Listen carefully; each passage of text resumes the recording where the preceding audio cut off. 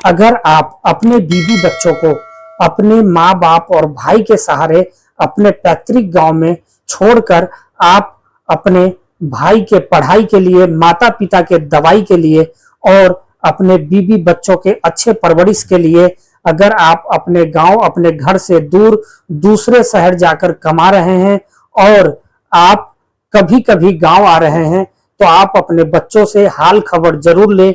क्या वो अपने जिस माँ बाप के सहारे आप छोड़ कर आए थे, क्या वो वहां सुरक्षित हैं? क्योंकि आज की जो मैं कहानी बताने जा रहा हूं आपको, यह राजस्थान के चूरू डिस्ट्रिक्ट के गौशाला वास गांव के 45 नंबर वार्ड का है। यहाँ पे एक देवर अपने भाभी के पवित्र रिश्ते को कलंकित कर दिया। किसी जमाने में कहा जाता था जो भाभी माँ के समान होती है और देवर बेटे के समान, लेकिन यहाँ पे एक देवर अपने भाभी के इज्जत के पीछे इतना पागल था कि आखिर उस भाभी के जिंदगी को नील गया और दर्दनाक मौत दे दिया। नमस्कार दोस्तों, आप देख रहे हैं क्राइम कुंडली 1। अगर आप इस चैनल पे नए हैं तो चैनल को सब्सक्राइब करें, बेल घंटी जरूर बजाएं और वीडियो अच्छी लगे या ना लगे आप लाइक, कमेंट और शेयर जरूर करें, जिससे कि आपके जानने वाले और आपके पहचानने वाले जागरूक हो सके और एक दूसरे को जागरूक कर सके। दोस्तों, ये जो कहानी है, ये कहानी है गिरधारी लाल पारिक जी के घर का। गिरधारी लाल पारिक जी के 3 बेटे थे। बड़े बेटे की शादी हो गई थी और 2 बेटे गांव में ही रहकर पढ़ाई कर रहे थे। जो बड़ा बेटा था उसने सोचा अगर मैं गांव में रहूंगा, मेरी भी शादी हो गई है और भाइयों की पढ़ाई है और माता पिता की दवाई का भी जुगाड़ करना है, प्रबंध करना है, तो मुझे गांव छोड़नी पड़ेगी और मुझे दूसरे शहर जाना पड़ेगा कमाने। तो वो हैदराबाद चले जाते हैं कमाने 2019 में। 2019 में उनकी तब तक शादी भी हो गई थी। आज के डेट में जो मैं कहानी आपको सुना रहा हूं, तो उनकी 4 साल की बेटी भी थी। तो दोस्तों, वो चले जाते हैं बाहर कमाने। 2, 4, 6 महीने पे गांव आया करते थे और सब खुशी से रहा करते थे। लेकिन जो उनकी बीवी थी पूनम पारिक, वो गांव में ही अपने सास ससुर और देवर के साथ रहती थी। लेकिन एक छोटा देवर था हितेश पारिक। जो हितेश पारिक था उसे भाभी बहुत अच्छी लगती थी। वैसे पूनम पारिक बहुत सुशील, बहुत सुंदर और बहुत संस्कारी भी थी। लेकिन हितेश पारिक उस भाभी को, सुशील भाभी को, सुंदर भाभी को, संस्कारी भाभी को बहुत ही गंदे नजर से देखता था और उसके इज्जत का दीवाना था, उसके इज्जत का पागल था। उसकी इज्जत लूटने को हर समय बेकरार रहता था, हर समय मौके की तलाश में रहता था।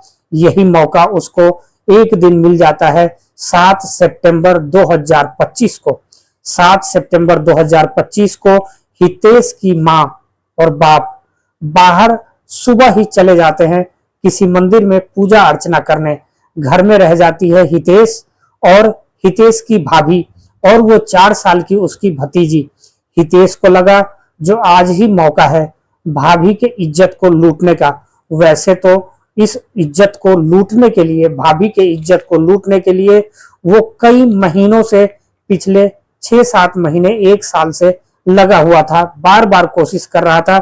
लेकिन भाभी पतिव्रता धर्म को मानने वाली थी, सुशील थी, संस्कारी थी, इसलिए हितेश को समझाती थी, बार बार समझाती थी, जो आप मेरे छोटे देवर हो, मैं आपके माँ के समान हूँ, आप मेरे बेटे के समान हो और मैं आपके बड़े भाई की इज्जत हूँ, जो आप लोगों के लिए हम लोगों से दूर बाहर प्रदेश में जी तोड़ मेहनत कर रहा है। लेकिन ये हितेश शैतानी, पागल, हबसी, अपनी भाभी के इज्जत का दीवाना, इसको थोड़ा सा भी शर्म नहीं आता था और ये भाभी को गलत तरीके से छूता था, गलत तरीके से पकड़ता था। लेकिन 7 सितंबर 2025 को जैसे ही इसको मौका मिलता है और घर में ये अकेला पाता है अपने भाभी को, पूनम पारिक को, तो पूनम पारिक के ऊपर ये टूट पड़ता है। ये पूनम पारिक को बहुत गंदे तरीके से छेड़ता है, गंदे तरीके से पकड़ता है, कपड़े खोलने की कोशिश करता है। लेकिन ये भाभी अपनी इज्जत बचाने के लिए इस राक्षस रूपी देवर से लड़ती रहती है, गिड़गिड़ाती रहती है, उसे समझाती रहती है, लेकिन ये पागल नहीं समझता है और ये कहता है जब मैं आपसे शादी कर लूंगा आप मेरी हो जाओ, आप मुझे बहुत अच्छी लगती हो। लेकिन ये पूनम जितना भी समझा ले सब बेकार जा रहा था। ये हितेश इतना पागल हो गया था जो ये देख लिया, ये समझ लिया जो भाभी अब हाथ नहीं लगेगी, भाभी नहीं मानने वाली है, तो ये गुस्से में आवेश में घर से ही एक हंसुआ सा लाता है और भाभी के ऊपर टूट पड़ता है, कई वार करता है, भाभी के पेट में वो हंसुली मारता है, गले पे मारता है और आखिर में गले को धड़ से अलग कर देता है। 4 साल की बच्ची जो थी वो सो रही थी, लेकिन इतना शोरगुल सुन के वो उठ जाती है और अपने मम्मी की ये दुर्दशा देखकर जो उसके चाचा ने ही किया था बहुत रोती रहती है। लेकिन कुछ देर के बाद माँ बाप आते हैं और हितेश के, पूनम पारिक की सास और ससुर आते हैं, लेकिन वो भी इस कहानी को जानने के बाद अपने बच्चे को, अपने हितेश बेटे को बचाने के लिए एक झूठी कहानी रचते हैं। वो ये कहते हैं जो मेरे घर में चोरी हो गया, फिर पुलिस को फोन की जाती है, पुलिस आती है, पूरी तहकीकात करती है, लेकिन पुलिस 10 से 12 घंटे के अंदर ये केस को खोल के रख देती है। ये केस बिल्कुल ओपन शट केस होता है और पुलिस कहती है जो आपके बेटे हितेश ने ही ये मर्डर किया है। लेकिन माँ बाप इस कहानी को, सच्ची कहानी को दबाने की पूरी कोशिश करते हैं। आप देखिए कैसे एक औरत के लिए, एक औरत जो सास है और एक औरत बहू है, बहू के लिए जो औरत सास है वो खड़ी नहीं हो रही है।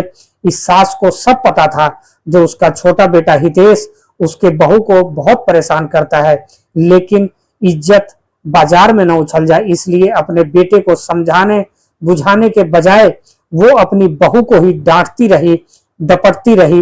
लेकिन अपने बेटे को अगर समझा देती तो वो बेटा हो सकता था समझ जाता, लाइन पे आ जाता और इतना घिनौना हरकत नहीं करता जिससे कि घर की इज्जत बाजार में नीलाम हो न जाए। बाजार में नीलाम भी हो गया और पूरा केस खुल भी गया।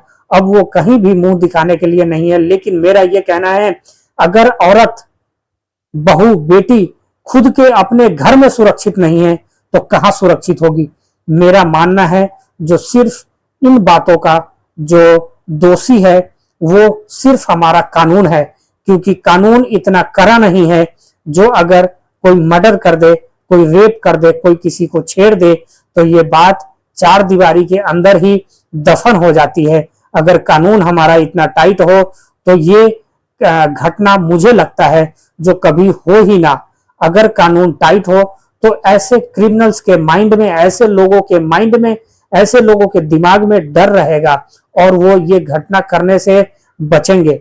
दोस्तों, ये लड़की पूनम पारिक इतनी सुशील संस्कारी थी, सिर्फ 26 साल की थी, जो इसके मैके से जो भी सुना वो दौड़ता हुआ ससुराल की तरफ आया। इस पूनम पारिक के ससुराल में गौशाला बास गांव में जिस लोगों ने भी सुना वो भी दौड़ता हुआ आया और सब ने कहा वो इतनी सुशील थी, वो इतनी सुंदर और इतनी संस्कारी थी जिसका कोई हिसाब नहीं था। आज के डेट में भाई बहन का रिश्ता भी सुरक्षित नहीं बचा, संस्कारी नहीं बचा। माँ बाप का रिश्ता भी बेटा और माँ की रिश्ता भी तार तार हो चुका है। वहां पे एक भाभी कलयुगी देवर को समझाता रहा, उसके बातों में नहीं आया, अपनी पतिव्रता धर्म को नहीं तोड़ा। इस वजह से चूरू के हरेक नागरिक के मन में, और आप मानेंगे इस वीडियो को देखने के बाद आपके मन में भी उसके लिए प्यार और ये मन में जागृत होगा जो उस पूनम पारिक को न्याय मिले और उसके कातिल देवर को सख्त से सख्त सजा मिले और कम से कम तो फांसी की सजा जरूर मिले। और भी अगर कोई ऐसी सजा हो जो ऐसे दरिंदों को दी जाए जिससे कि कोई और दूसरा दरिंदा समाज में पैदा ना हो, तो वो सजा भी इसको देनी चाहिए। दोस्तों, आप लोग क्या कहते हैं, क्या सजा मिलनी चाहिए? उस सास को समझना चाहिए था, अपनी बहू को बचाने के लिए कोशिश करना चाहिए था टाइम रहते, या नहीं उस पति को भी क्या ये पत्नी कुछ बताती थी और बताती थी तो क्या वो पति अपने भाई को कुछ कहता था, समझाता था, या उसके खिलाफ कुछ एक्शन लिया या नहीं लिया, ये भी जानने वाली बात है। दोस्तों, ये जो कहानी सुनाया मैंने आपको, ये कैसी लगी, और इसको शेयर करें जरूर, जिससे कि आपके जानने वाले पहचानने वाले भी जागरूक हो सके। और आपको नमस्कार। फिर मैं एक सच्ची कहानी के साथ आपके सामने हाजिर होता हूं।